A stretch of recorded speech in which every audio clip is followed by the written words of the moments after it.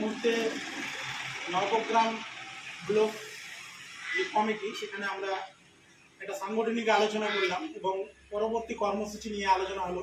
দীর্ঘক্ষণ ধরে আমরা আলোচনা করলাম।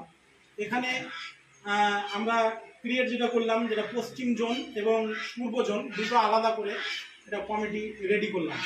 সেখানে পূর্ব জোনের যিনি দায়িত্ব থাকছেন, পূর্ব জোনের পশ্চিম জোনের যিনি দায়িত্ব থাকছেন সভাপতি হিসাবে সেন্টু শেখ এবং সহসভাপতি হিসাবে জিয়ারুল শেখ। এছাড়া পূর্ব জোনের কমিটি যেটা ক্রিয়েট হয়েছে সেটা কয়েকদিনের মধ্যে ওই পূর্ব জোনে বসবে এবং সেখানে 5টা অঞ্চল রয়েছে, 5টা অঞ্চলকে আলোচনা করে যেটা রেজাল্ট হবে সেই রেজাল্টটা পাঠিয়ে দেওয়া হবে।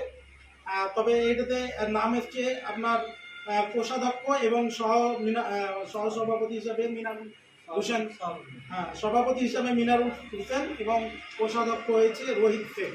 এনারা দুজনের নাম এসছে। এখানে আমরা কয়েকটি অঞ্চলে এখনো আসতে পারিনি, অঞ্চলগুলোকে মানে বলা হয়েছে এবং অঞ্চল গঠন হয়নি কয়েকটি অঞ্চল। সেই অঞ্চলে আমরা অতি শীঘ্রই বসে সেগুলোকে তৈরি করব এবং তাদেরকেও একটা ব্লক কমিটিতে আমরা ইনভলভ করে ভালো ব্লক কমিটি গঠন করে আমরা রাজ্য স্তরে পাঠাবার চিন্তা ভাবনা করেছি।